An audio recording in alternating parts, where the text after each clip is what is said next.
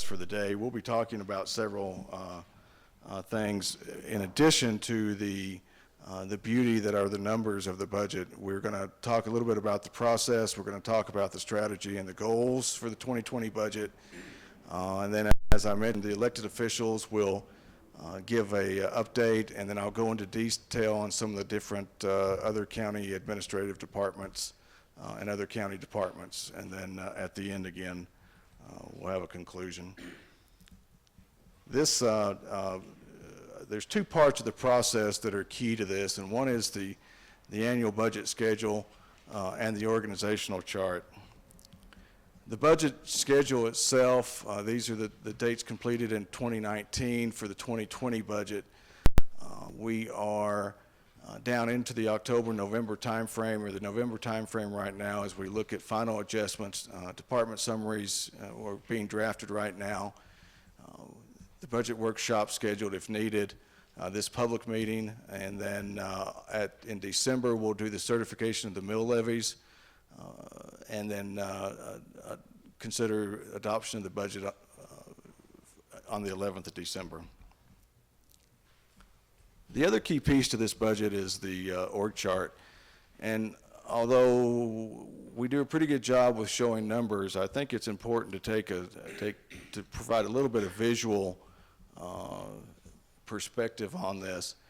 You know, as you look up here across the top, there are all the elected official departments, the sheriff's office, which has three primary functions: patrol, investigations, and detentions, the assessor's office, the coroner's office, the board of county commissioners, the surveyor, the treasurer's office, which also has the houses the public trustee, and then the clerk and recorder, which has the clerk to the board, the elections division, motor vehicles, and recording.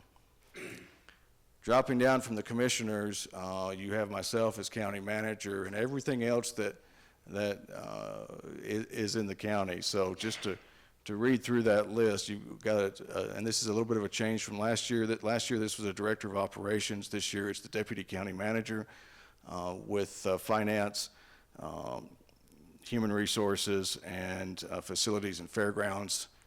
Then going across, you've also got having trouble reading that. Can't read my own slides. CDS, thank you.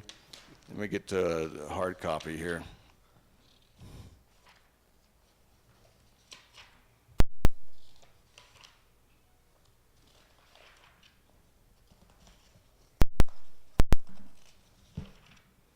So CDS, the Director of Works, the Director of Health and Human Services, which has under it. I'll talk about that later.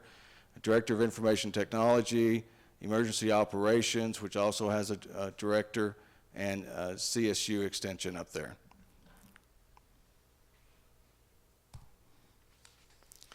So if we jump to budget strategy, I think it's important to note that there was four parts of this strategy that are go into the development of the 2020 budget, and that is the Commissioner's 2020 budget goals. Each year the Commissioners give us some direction in January to start looking at how they want to see the next year's budget based on the previous year's performance, as well as any significant things that we need to consider. And they're always raising the bar a little bit on us, as they should, to make sure that our budget is better and better every single year. So very soon start working on the 2021 budget goals, which we'll look at in January. The Elbert County Strategic Plan, of course, you would always hope that your budget ties back to your strategic plan, and we make a concerted effort to do that. That's a 10-year plan. We make sure that the major parts of the budget aligned there as needed. The elected officials and directors collaboration, this is probably one of the most important pieces of the whole budget strategy, and that is that we in admin do not develop any of the budget without talking to all the elected officials and working with all our directors, and we all sit at the table together and work through this stuff.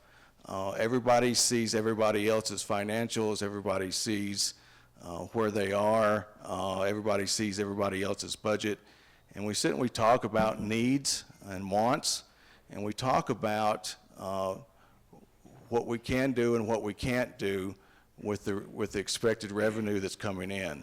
So having everybody sitting around the table is really a part of our budget strategy, and seems to be doing very well for us in the years that I've been here. This is fairly new to us. Let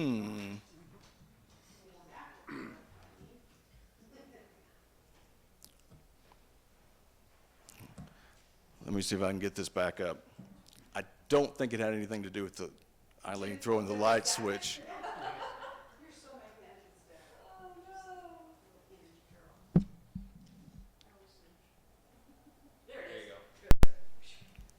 So this last piece, this continuous improvement budgeting, I wanted to talk a little bit about that.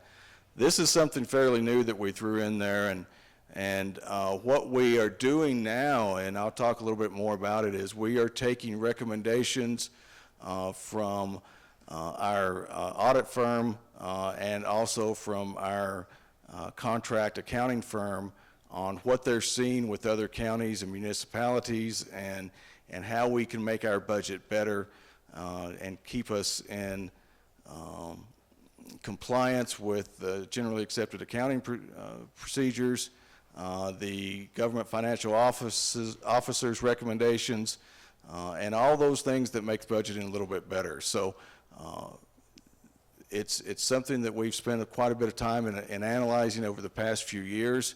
And we also look at outside agencies and outside organizations and other counties on how they're doing things to continuously improve our budgeting process. There's two slides for Commissioner's budget goals. Let me talk about those in a little bit of detail. The first is an overall balanced budget, and that's one of their requirements. And to skip ahead to the summary we are, at the end of the day, you will hear me say that we have a balanced budget. The 2019 ending balance supports the 2020 first quarter operations. As you may or may not have heard, there used to be a problem where we didn't have enough money at the end of the year to support quarter operations. We've continued that goal, that we now have enough money to flow over in reserves in order to at least support that first quarter of operations, and we have that. Maintaining and building contingency and stability funds. I'll talk a little bit about that. It's a big goal, and we want to continue to make sure the county is positioned long-term for financial stability. Monthly spend plans, we do break these. We do ask all the directors and elected officials to give us what their spend plans look like monthly, so that we can project cash flow into future periods and make sure that we're not running too low in any one, that everything isn't lumped into one month. Future year revenue projections, that's another big piece of it. That's fairly new for this year. You'll see some of that started in the final budget that's going to be delivered on the 11th of December. We hope that we can get out at least 2 years beyond what we are currently doing, and then the longer term goal is to look at 5-year projections. We're going to depend on the assessor to help us out with that, as well as all the other revenue generating departments on what that might look like. And then again, to tie to the strategic plan, which would be one of the major goals too. Page 2 of the 20 Commissioners' budget goals is to take a look really hard at personnel, document the number of FTE requests that we get, and then look at pay and benefits to make sure that we are providing competitive, as close to competitive total packages that we can. Efficiencies, take a look at how we can be more efficient with county resources, i.e., instead of just hiring staff, can we look at contractors? Can we look at part-time versus full-time? How do we best use the county's money to accomplish the tasks that we need to do? Capital investment, again, more than 1 year of planning was the goal there. We're taking a hard look at where we need to put capital, and I'll mention some of that a little bit later. Policy changes, any changes that we need to make in order to continue with the budget process and the finance process and to make it better. And then the budget presentation, a piece of that too. How do we deliver on that 11 December? And some of it has flowed even into the 15 October draft budget and this presentation today. How do we provide more detail in the budget documents to better inform what it is we're trying to accomplish and what we have to work with?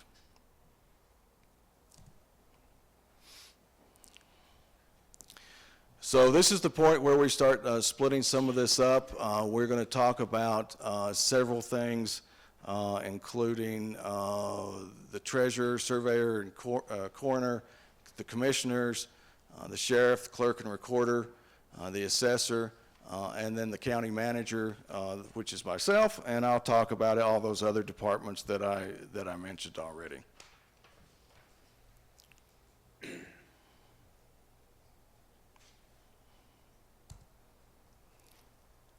So Sherry and I are arm wrestling a little bit on who's going to give what parts of this. Sherry, you let me, did you want to just do that last slide and me to do these? Okay, great. So we're going to talk a little bit about the major revenue and expenses, the 19 and 20 comparisons, and then the treasurer is going to talk a little bit about her information. Summary-wise for the budget, this is the tail end of the presentation that I'm throwing right up front, I think, for everybody's awareness. The total revenues and transfers that are budgeted in 2019 are 29 mil. The total revenue budgeted in 2020 is going to be 31 mil. That's an increase of 2.7 mil across all departments and all funds. Okay? Total expenditures and transfers out in 2019 were 30.2 million, 30.3 mil. Total expenditures and transfers out for 2020 are at 31.2, which is an increase of close to $1 million. One of the key notes here is that the ending fund balances for 19 are projected to be at 17.2 million. The 2020 budget is going to be 17.839 million, with a total increase to fund balances of $610,000, plus or minus a few bucks and change. This is a big shot picture of the budget that ties back to that 15 October document. If I didn't reference it already, all the numbers in this presentation tie back to that 15 October draft budget that was delivered to the commissioners per statute. This just gives you a little more comparison on 18 financials, the 19 adopted budget, where we are with 19 projected, and then the 2020 budget lines itself. You'll also see, and there's that ending fund balance of 17.8 million with a starting of 17.2 million. Looking at the additional fund balance information, this is what that we have committed to stabilization, 3.85 million, and the fund balance assigned to contingency of 1.5 million.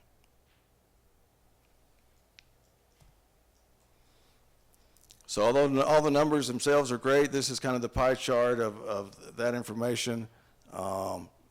Taxes bring in the biggest chunk of revenue. Intergovernmental transfers bring in the second biggest chunk. And then you guys can see the different the pie slices for the different amounts of revenue that come in across the county.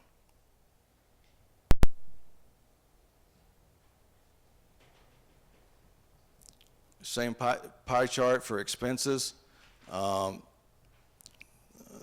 Very large portion going to public works, public safety over here.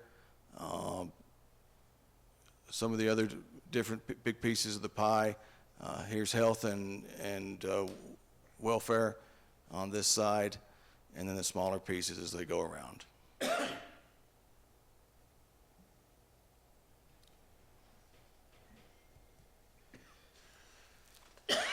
Sherry? Do I have to state my name for the record? No. Okay, so in the treasurer's office, I really don't have any significant budget changes. I didn't request any full-time employees. Right now, the 2 full-time employees and myself are managing the office just fine. I don't see that changing in the future unless there's a big spike in, collection of property taxes and things like that. My biggest expense is salaries, and with the health insurance increase, that was a big, mostly my increase, other than tax notice mailings and things like that. I, allowed for a little bit more for that. On behalf of Sandy Grafe, the coroner, she had no significant budget changes either, and requested no FTEs. And on behalf of Keith Westfall, same scenario, no significant budget changes and no changes in FTEs. I did reach out to them if they had any other comments, and they didn't, so, okay? Thank you. Thank you. Thank you. Commissioners, your slide is next. Okay. Yeah, this one's relatively simple. Overall, we're seeing a decrease in expenditures of about $5,000. That's really due to just the election cycle, as Danny served for a portion of January before Rick was sworn in, and statutorily they each receive 1 month's salary, so there was a little doubling of pay and benefits in that time. As we look to 2020, our focus really kind of remains the same. We keep refining the strategic plan, get more quantitative on the goals and continue to cement the link to building a budget that supports the strategic plan. We should be receiving the final documentation for the facilities study that was going on this year, so starting to develop and implement a plan based on that condition report, and starting to get at some of the deferred maintenance across all the buildings in the county is imperative. The economic development, financial stability, we've talked about this a lot over the years, that more revenue is nice, but predictable revenue is better.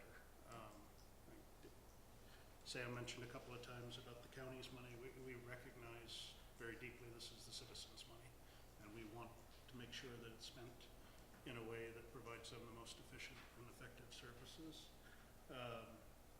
We've made some strides in building partnerships with local governments and state agencies. There's quite a bit listed here. Last night we met with the Board of Trustees of Elizabeth. We'll continue to do that. We've met with Kyle. We'll continue to, and just reaching out to all the government agencies where we potentially have overlaps in services, where both of us are spending resources and maybe we don't need to, or is there a place where there's gaps that nobody's addressing, and how do we get after those?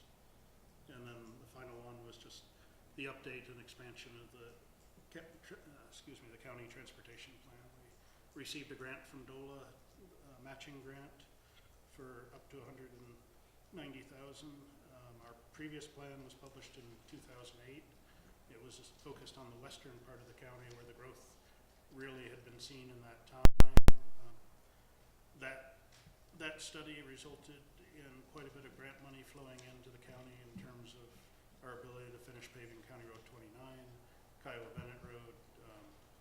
So expanding to the full county is truly necessary at this time, and I think we'll wind up putting some money into it. It's budgeted out of road and bridge, but I would expect the payoff will be many, many times what we put in future grant monies coming in. So that's what we've got. Okay. Sheriff, you're up. Sheriff, I've got 2 slides for you, so whenever you're ready for me to transition from one to the other, just holler at me. Yes, sir. This is my first year through this process, so bear with me a little bit here, please. We did ask for 16 FTEs for this year, for 8 for the jail, 8 for patrol. We were able to get 2 more deputies for the jail, which will enable us to put the deputies on a 10-hour work shift instead of 12 shifts. And they also haven't had an increase in staff since 1993. So that's a big plus for us on that one. Splitting up the departments, instead of one sheriff office budget, we split the detentions along with the patrol staff side different. That's a little bit more transparent in my eyes, and a little bit of able to track the expenditures for the jail separate from the patrol side of the house.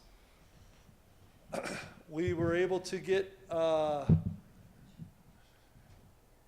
continue with the black and gray grant that we received. We also are in the running for a couple other grants that we hope will come through to help us with that venture as well. Which is the last part of this slide is the overtime rule from 171 160. We came to the commissioners and the county manager in February asking to get this changed, and this is going to be a big morale boost for my officers. They weren't able to get any sort of overtime compensation until they went over 171 hours, and with this 160-hour pay period now is going to be a huge morale boost for these guys, and they're very much appreciative of it already. So.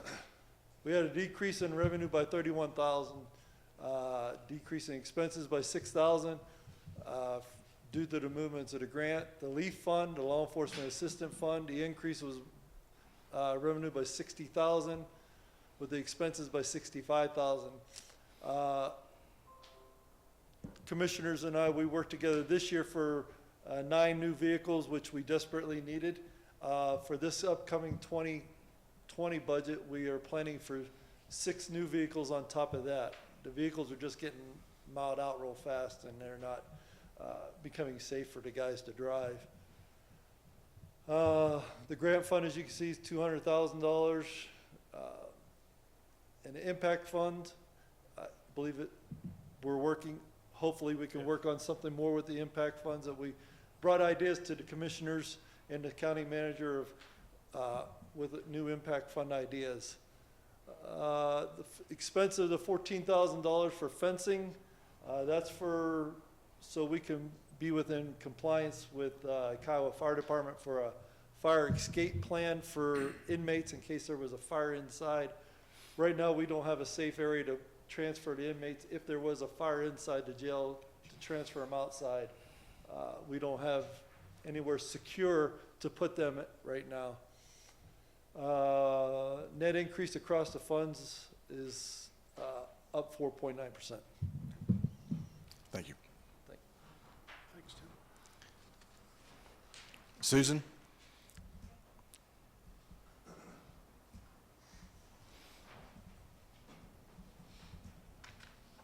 Well, I was going to have Sam do this, but I will get up and talk. So I'm pretty proud of the work that's been done. In 2019, of course, we all set goals, and we try and achieve those goals and strive and move forward into 2020. We have a lot of continuation of our goals, succession planning being one of them.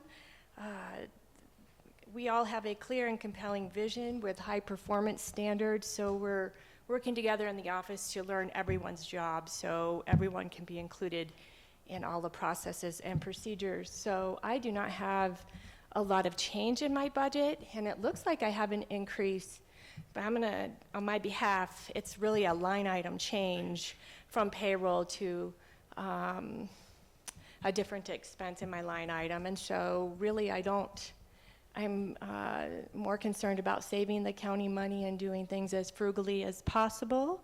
We have a training room that we put together, very inexpensive. I'm so happy for that. So now we can work on all of our strategic planning as a group instead of leaning over a laptop with 8 people behind on a little screen. So really excited about that, but I have no major changes. Depending on Sidwell and our layer and our training this week,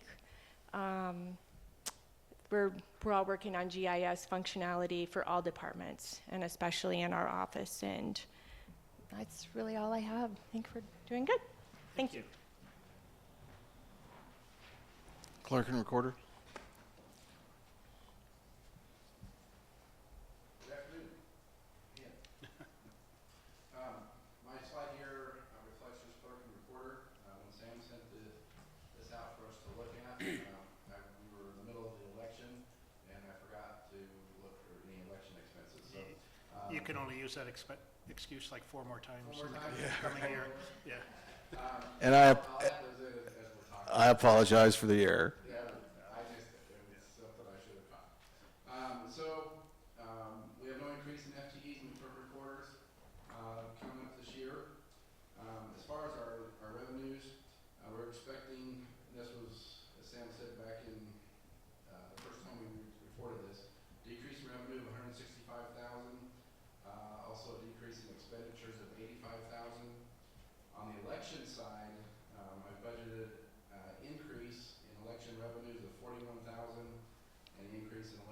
expenses of $124,000. These kind of dovetail together, so I'm going to kind of explain that. Of course, in elections, you see that our goals and challenges there, we have 3 elections next year, so that directly reflects with my election expenses going up from 1 election this year up to 3 next year. That also plays into our election revenue. The presidential primary is 100% reimbursable from the state, and then next November we'll get our normal per elector rate back from the state of that as well. So it increases revenues there. Also, part of the reason that we have a decrease in expenditures in clerk and recorder and an increase in elections is I've asked Michelle, we've moved Rachel Buchanan out of just general clerk and recorder duties into the specific election line item, which is where she spends 100% of her time now, and just for more accurate reporting, so that's part of it as well.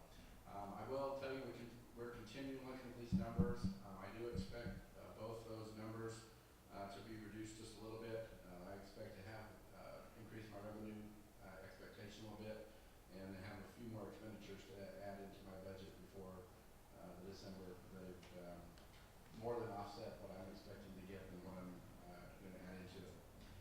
Along with our 3 elections, one of the things that we struggle with, as is every department, is with the increased growth in the county, how it puts pressure on each department. And with us, we see it within the recording, the motor vehicle, and elections. And so we have to still provide good service in all those areas with our current staffing levels. And so one of the ways that we're doing that is we're having some cross-training going on. We have some people that will be working recording, and they'll also be able to work in motor vehicle on busy days, and working on just making sure we're supplying the customer service to all the citizens that we should. To complete all the upgrades and remodels in the basement over there with the building for elections. That worked out terrifically well for us this past election to have the space in the basement, and there's just some minor remodel things that we need to get completed over there that will make things move even more smoothly. And we hope and expect to begin to use the drive-through for just motor vehicle renewals. I haven't figured out how to fold up the plates and put them in that little tube to send them out. But we can start using those that drive-through for the renewals, particularly on heavy days. We'll be able to pull some from recording to make sure that is staffed, and it will be the only active one in the state when we do that. So we're excited about that. Thank you. So that's all our elected official reports. Now we go into the other administrative and functional areas for the county. Let me just run through this list real quick, just to give you a sense of the breadth of the departments that fall underneath me. One is that non-departmental, and I'm going to talk about that a little bit for just a second. That has been a catch-all account for some of the revenue and expenses that didn't have a really good home. And I'll talk about changes we've made to that. The other county admin is primarily myself and Eileen. Human resources, IT, finance, the county attorney, which doesn't report to me but agreed to let me put his bullet underneath mine. Facilities and maintenance, the pool vehicles, the district attorney, and I'll talk about that in a little more detail. The Judicial Center, the Office of Emergency Management, Building Department, Community and Development Services, the 4-H Fair, Fairgrounds, Fair Board, all of their separate departments. We track those separately. CSU Extension, the Veterans Office, Health and Human Services, and Public Works. It's in addition to all those different hats that we get to wear in county administration or county business, we have different funds. Each of these funds has its separate revenue and expenses, and we have funds for quite a few things. And so let me run through that list too. That's the general fund. That's where most things live. The sheriff's office, the assessor's office, the commissioner's office, Office of Emergency Management, all those are in that general fund.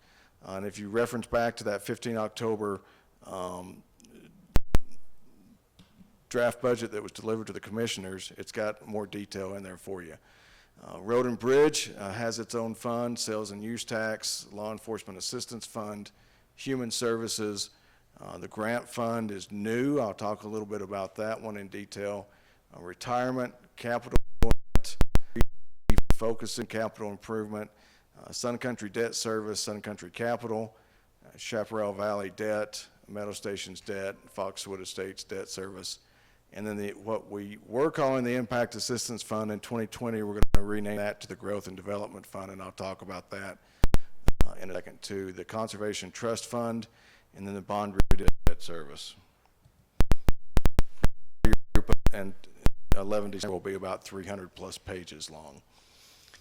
Major changes. So here's that continuous improvement budget that I want to talk about. You know, we have an outside accounting firm and an independent audit firm that reviews our work annually. We follow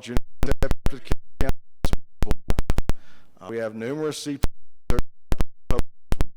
in government accounting that review our processes, our procedures, and our numbers to ensure that we're correcting and reporting revenue and expenses correctly. Another big thing in there is so that continuous improvement budgeting, it helps us take those recommendations and clean up to make it a better document. Non-departmental is one. I called it earlier a catch-all.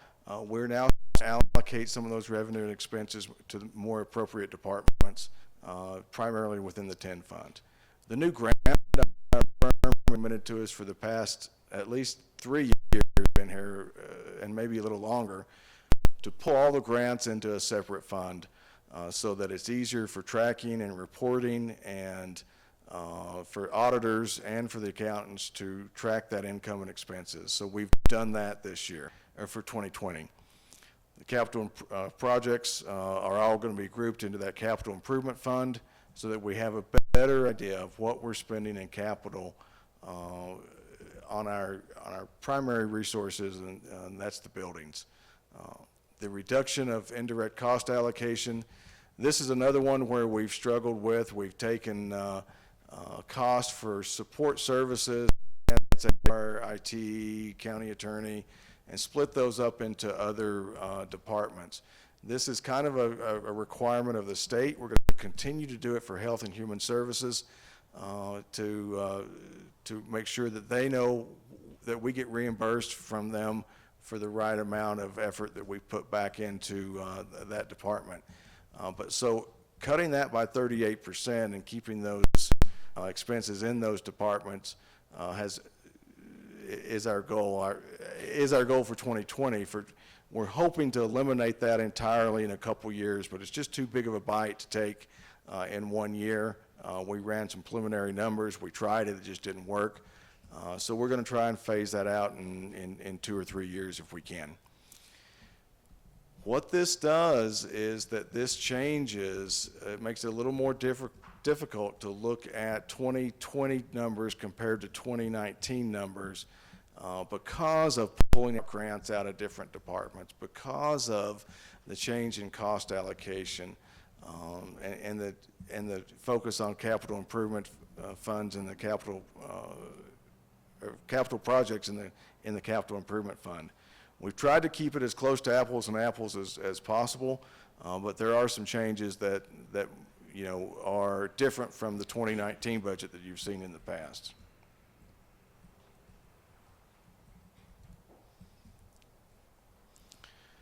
So this is also included in that October 15th 7-page letter and 25 extra pages of financial documents that are dated 15 October. What's in this budget? So late in the year, first week of October, I think we heard that we were awarded a competitive grant from the Department of Local Affairs for 50% funding of a new transportation master plan. So we scrambled to make sure that we had the other 50% available for that. That plan is in this budget. The continuation of the well monitoring study, which is very important to the county and has been for the past couple years. This is a U.S. Geological Survey study, and we're going to continue that in 2020. we've added a compensation study. So this will take a look at some critical areas, including deputies and caseworkers, and look at our neighbors and look at what those levels should be. It'll also look at other county staff positions and make sure that we're on the right track. There'll be some caveats, the fact that we're a 36-hour work week and those type of things. But this will be the first compensation study that we've done since I've been here. A continued commitment to a county GIS system that's useful. The primary users of that GIS data right now are the clerk and assessor's office and 911 dispatch, to make sure that the deputies get out there on calls and the fire departments can find the locations.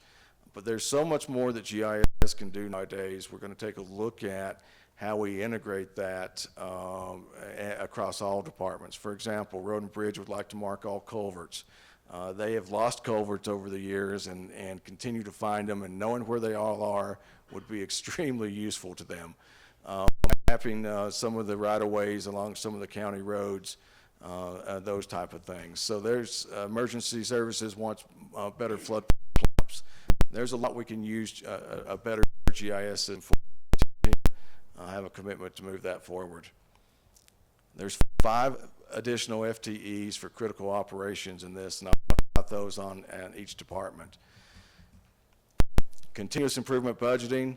Again, I've talked a little bit about that. That better aligns department expenses and recommended changes from our accounting and audit firm. The 000 stuff I've talked about, the use of capital improvement fund and the new grant fund. A change in overtime threshold from SO from 171 hours to 160 hours, but what we actually did is the sheriff actually asked for 2 things. He asked for a change from 171 to 160, and he also asked for a every other week pay period, which we had heard from other departments. We had heard from new staff that we were hiring. We scrambled to make that work, and we will be going to a 14-day work period with checks twice a month, starting in January.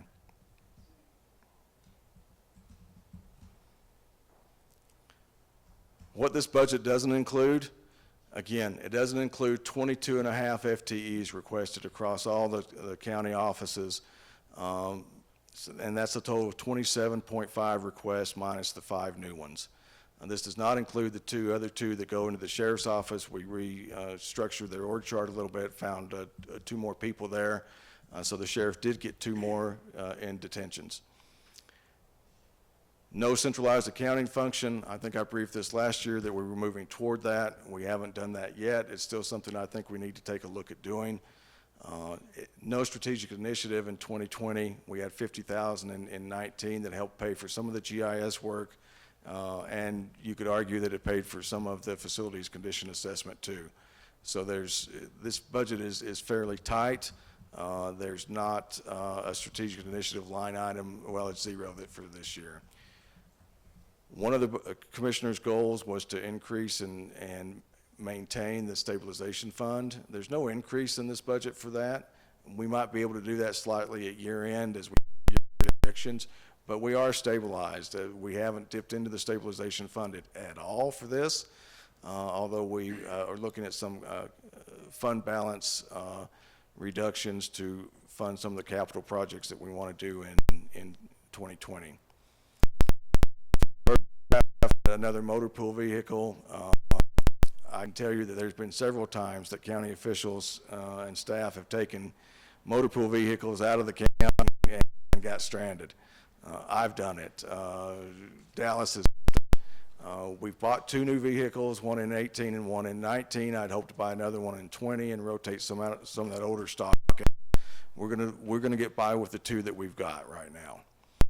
Incorporation of the supplemental appropriations. So if you were here the 23rd of October meeting, or maybe it was the meeting before that, we had some supplemental appropriations that have changed the 2019 budget. That changes some of the year-end numbers that might roll over into the 2020 stuff. That'll be factored into that 11 December document.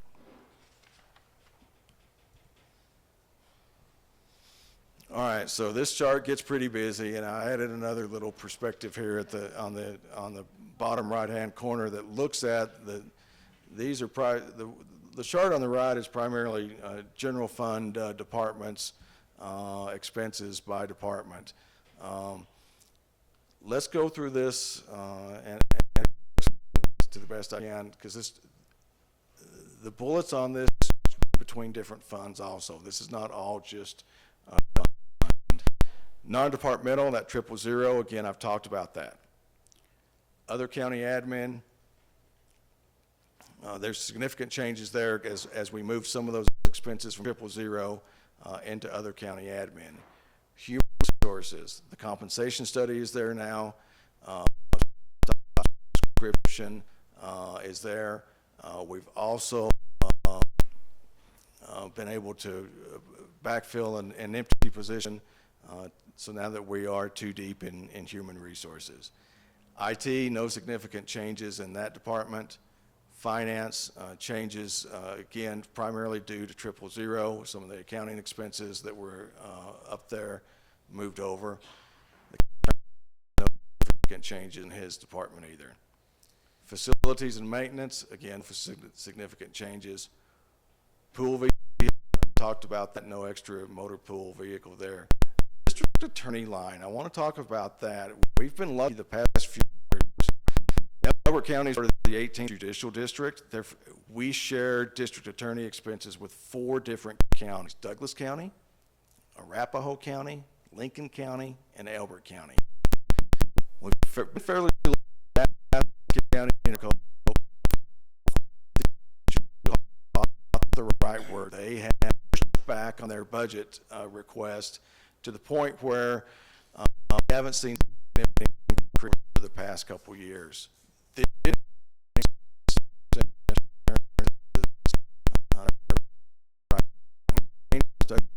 Arapahoe County continue to work with the 18th Judicial, but it's a $38,000 increase in expenses. Judicial Center, again, is just changes due to the 000. OEM changes to the grant fund as we move some of the emergency management office stuff into the grants fund. It changes numbers there. Building department, here's one of those additional FTEs. For the building inspector, we are dragging out on plant inspection and getting inspections done in a timely fashion in order to provide better customer service, and looking at the increase in homes that are going to be built next year. We're going to add an FTE for a building inspector. CDS, additional FTE for admin, as we focus more on compliance, more on industrial hemp, better counter service there. We needed an additional FTE for administration there. Most of those fees are going to be covered by the increase in industrial hemp permits and other revenue coming in through CDS. The next ones don't have that any significant changes. 4-H Fair, Fairgrounds, Fair Board, CSU. Veterans Office, we're tracking that separately now. Rick Morgan talked a little bit about the services he offers today at the general BoCC meeting. He also identified a revenue source to help offset some of those expenses, or offset some of his service in that. So we are tracking that separately. Again, it's direct reimbursement from the state. If the state ever changes what they do in Veteran Services officer, we should all go knock on their door and make sure that they put that back in. Health and Human Services, there's an additional FTE there for another case manager on the Human Services side, and I've got a slide coming on that, and I've got a slide coming on Public Works, because those are the 2 big departments, and those are separate funds and have separate fund tracking. Public Works, 2 additional FTEs for maintenance crews out on the roads. Let's talk about Public Works real quick. There's 3 divisions there: Road and Bridge, the Building Department, Asset and Fleet Management. Road and Bridge, I already mentioned an increase of 2 FTEs, total revenue increase of $588,000, increase in expenditures of $7.25. Their goals for the upcoming year is to continue to rebuild roads, chip seal, and finish that transportation plan, which will really be a benefit of the county as we looked at continued development pressures and pressure on our roads from those developments and the growth. Building department, I already talked about increase of FTE. Decrease in revenue, we had a couple big subdivisions we thought were going to hit in 2019. They did not for a number of reasons. So looking at what is going to be realistic now in 20, it's a hit of $517,000 in revenue and expenditures, an increase in expenditures of $75,000. The goals there is hiring that new building inspector, cutting down time on plan review and inspection time. Fleet motor pool, no significant changes there. Health and Human Services, they have two primary departments, public health, no changes in FTEs there. They are on the track to hire a public health administrator. Keep your fingers crossed, 2nd of January, that's going to happen. Complete office remodel for improved service delivery as we finish up the work on that new modular out there. We hope that that's going to occur early in the year. Human Services, that's the new caseworker I talked about, the new FTE. Their goal is complete that office remodel for improved service delivery. Impact Fund, here's one that's we're going to rename, and so it has three major categories of revenue that we foresee in 2020. One is what I will call the traditional impact fees and expenditures. There are impact fees for the sheriff's office. There's impact fees for road and bridge and transportation and facilities in general. There's a lot of different impact funds. Cash in lieu of open space is not a fund impact fee, but it is a fee, and we're going to track it in this newly renamed Growth and Development Fund.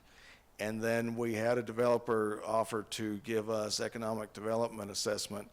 We're going to track that in that impact or in that Growth and Development Fund also. Renaming the fund allows us to do more than we were able to do when it was just an impact fee fund. So we're going to you're going to see a resolution on the 11th of December that renames the fund and lines out the definitions of what impact fees we're going to be collecting, what the cash in lieu and how that is calculated. It'll reference back to that, and it'll also reference the economic development assessment.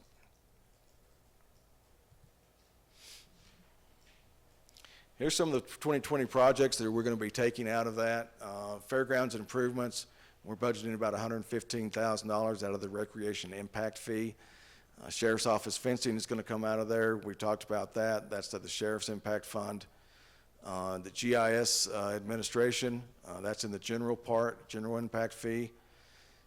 The fuel upgrade at Simla Shop and the critical repairs at Simla Shop are going to come out of the road and bridge impact fee. Chip seal projects will go to the transportation impact fee. Facilities condition assessment projects, those are some of those will come out of the public facilities impact fee. So we're hoping to spend about $584,000 totally out of that Growth and Development Fund in 2020.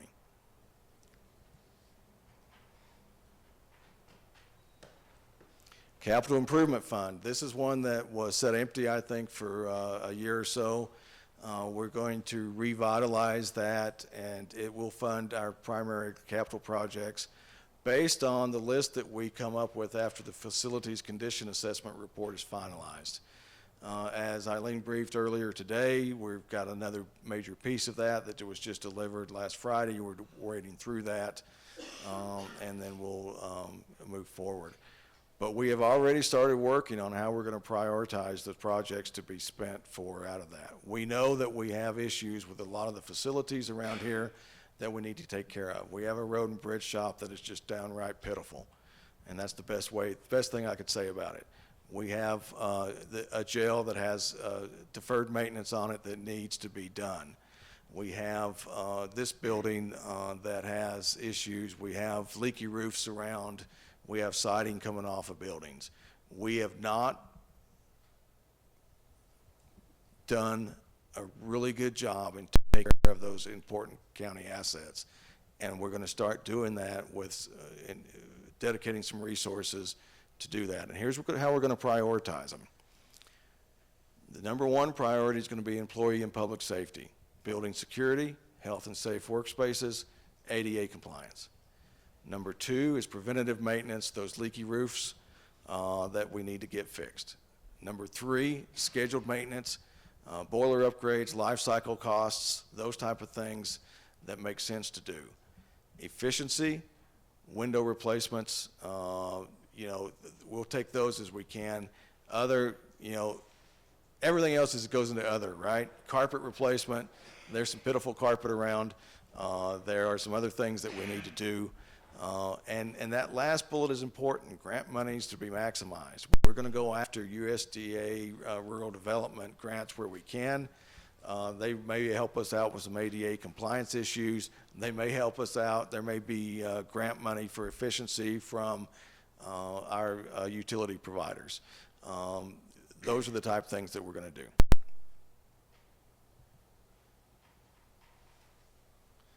All right, so here we go with the funds ins and funds outs. Again, if you remember what I said earlier, that there's about $600,000 net increase in fund balances. This is how the individual funds fall out. Everything from the general is actually going to have $415,000 more out than in this year. But at the end of the day, it's in good shape. Sales and use tax going up 1.1 mil, and you can see all the others. I'm not going to read the list. The net of that is about $610,000. The chart over on the lower right-hand corner also shows you the four major funds based on revenue and expenses. Those four are sales and use tax, sales and use fund, human services, road and bridge, and the general fund. The general fund being the largest there.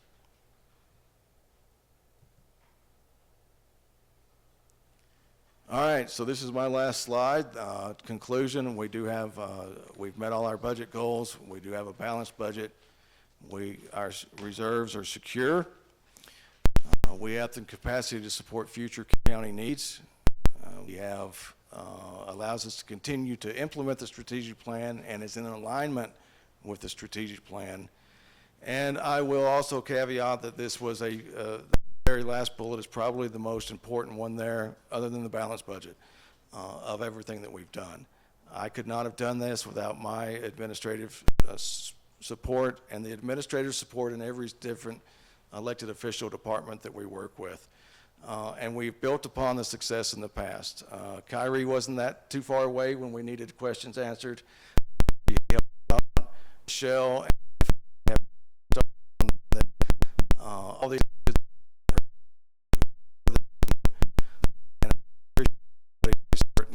and helping me put this budget together. And we're on a good track.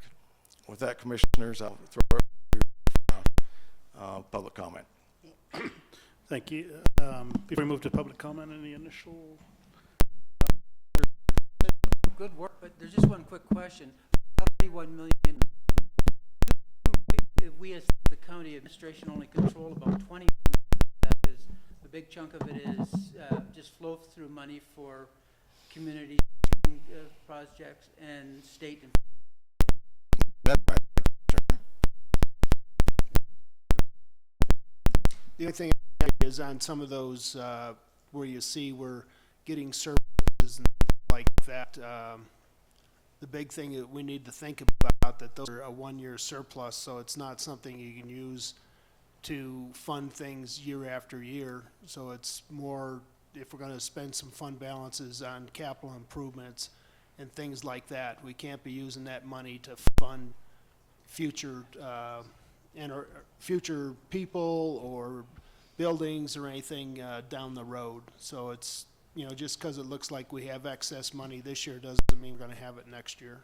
Commissioners, that's a good point. Let me just clarify that a little bit. That is a budget goal, is that we look at the type of expenses that are being requested. There are annual, operating expenses where we take on new additional people. There's a future cost of that every single year and a future increase in that cost. There's one-time projects, like a new roof on this building or a new road and bridge shop or new bleachers at the fairgrounds. Some of those type things are one-time expenses. So if we do take advantage of those, we try to track those expenses as either recurring or one-time. Appreciate that. Yeah, and again, just to echo what Rick and Grant had to say. It's a tremendous effort to put together the budget. At the same time, folks across the staff, across the county have been working on this budget for next year. There's as much effort that goes into tracking what's going on this year, projecting future expenses, and just trying to keep track of what year we're in at times becomes interesting. But at this point, I would open up for public comment.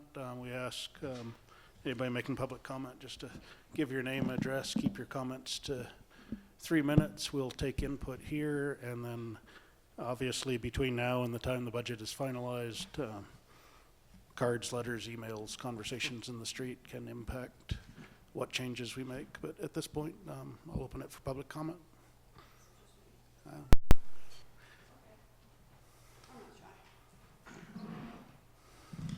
Hi again, Commissioners. Marlene Groves, 300 Ridge Road. My first comment is good job to Sam and to everybody that worked with him. I find the information very easy to follow, and I think from a citizen perspective, that's important because we haven't always had that. I also want to give credit and kudos for the increases in the fund balances. You're finding more of those, so I think that's fabulous. I had no idea that there was a compensation study, and another wonderful thing, particularly from my perspective, I think that taking a look at the deputy pay is fabulous. With that said, I would like to see a budget line item for a jail study, and I've mentioned that before. It's not a big surprise, and I'm not trying to hammer you over the head, but I feel like sometimes the squeaky wheel gets a little attention, but we're not going to be able to take a look at the jail needs satisfactorily if we don't have the proper study. Let's see. I think a couple of other citizens have suggested in the past, so I'll go ahead and do it again. It would be nice if the county would reconsider establishing a citizen finance committee again. I think that would be helpful in a lot of the initiatives going forward that the county is going to be looking at, so that citizens can understand some of the finances and stuff, so it isn't always county versus, citizens in understanding what the information is. So I'll make a plea for that again. Let's see.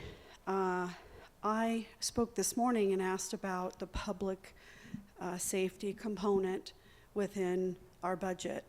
And I appreciate, Commissioner Richardson, you did mention DOLA. I did call Parker Lewis. I also pulled down 3 other different county budgets. And I'll bring a copy, I'll give them to Sam. Logan County does theirs quite differently. Morgan County and Summit County. So I know that we're not restricted, that we must put CDS in with public safety. And I think going forward, again, looking at public safety, it would be really nice to identify clearly, sheriff, jail, those kinds of things. So that is my last plea. But overall, thank you. It was all a good job. Thank you. Do we have any other public comment at this time? Okay, with that, I'll close public comment. Have any other additional comments? I have a few.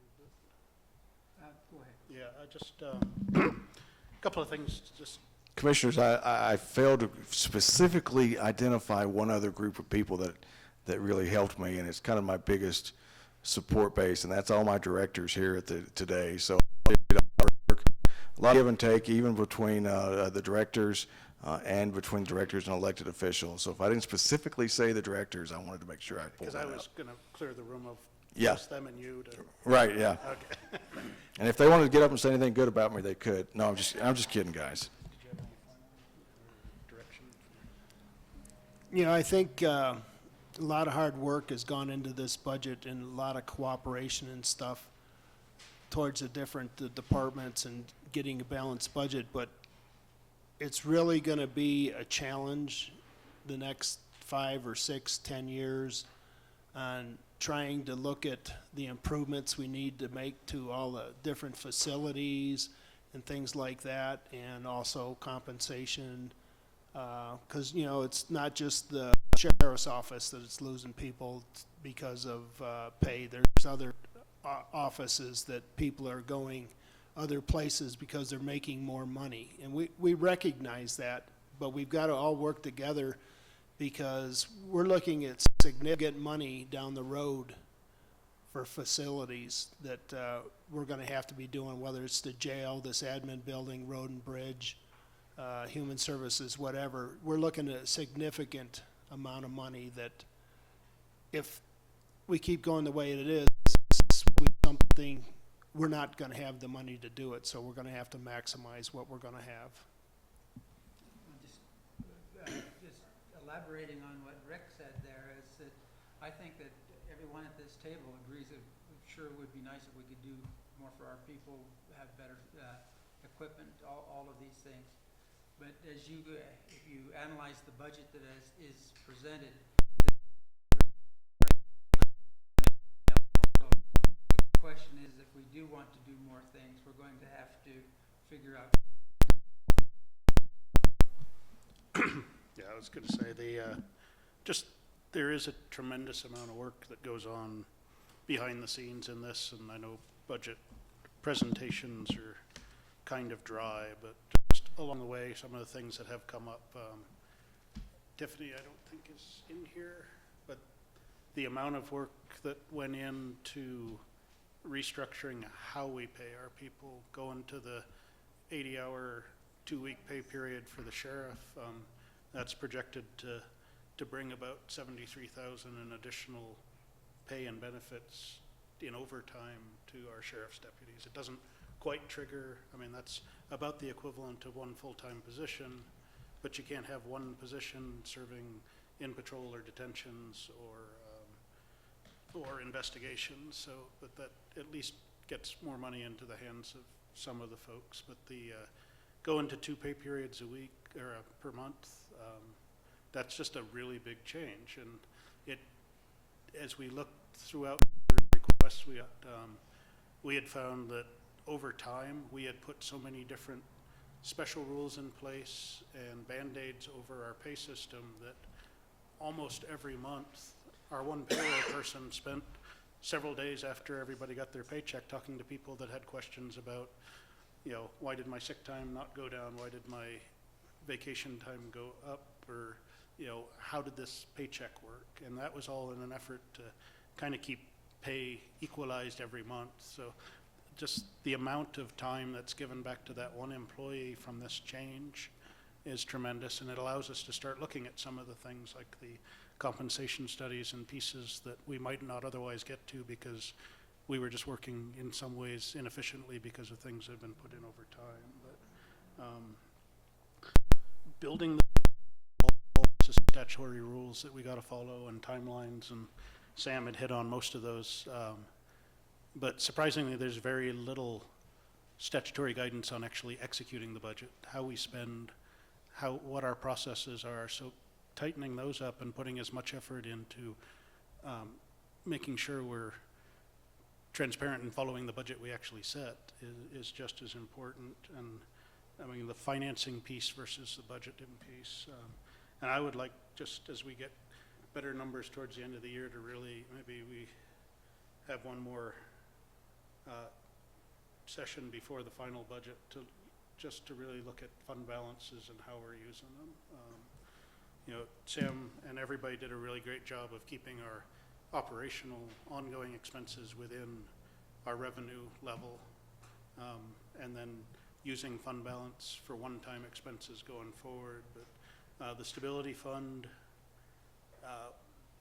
together with contingency, we got about 5.3 million set aside. I think during the last downturn in the economy from 2008 to 2016, we kind of went through a revenue dip and came back up. That was about a $7 million deficit in revenues across that time period. So just before we close out the budget, to really identify what level we're shooting for. I don't think we're going to find another 1.7 million to devote to that, but at least if we know that that's the number we're going to, or a different number, that's something we can put into our projections going forward. And I'd just say that the district attorney one was interesting, because there's 4 counties, but we all pay in per capita. So when some talked about Arapahoe and Douglas kind of pushing back and fighting, they're the ones that do it, because we pay in 2.4% of the DA's overall budget. Lincoln County is about 0.7%. So, you know, we can complain about something, but, you know, if we successfully remove 1 FTE, we might save $1,000 to the county. But Douglas and Arapahoe right now are kind of at odds on that. Arapahoe with Aurora has a lot of crime, and they suck up a lot of assets out of the DA's budget. So definitely Douglas County looks at themselves as subsidizing crime in Aurora, or prosecution of crime in Aurora. So there's some things that may happen this year in terms of legislation. They're actually looking at potentially splitting the 18th judicial district, putting out Arapahoe County as a lone county with their own judicial district, and the 3 of us, Lincoln, Douglas, and Elbert, remaining behind as separate to kind of more balance how revenues versus expenses go there. But if that does happen, it'll be about 4 years out, because something like that hasn't happened in about 40 years. I mean, we haven't had a DA system, a new DA district in the state since the advent of personal computers. So just imagining how to split out like 7 automated systems that support one function is kind of baffling. But anyway, I'm probably babbling, and it's been an hour and 10 minutes. So I just truly appreciate the work. Again, we'll continue to take public input in terms of cards and letters and emails, and with the other, yeah, donations are good too. But, and the elected officials and directors as we find it. I'm looking forward to the 300-page document. Should be fun. So with that, if there's no other business before us, I'd take I'll make a motion, we close the public hearing on the 2020 budget. Okay. I second that. Okay, motion and a second to close public hearing. Aye. Would anybody adjourn? I'll make a motion, we adjourn. All right. Second. Okay. All in favor to adjourn, please say aye. Aye. Aye.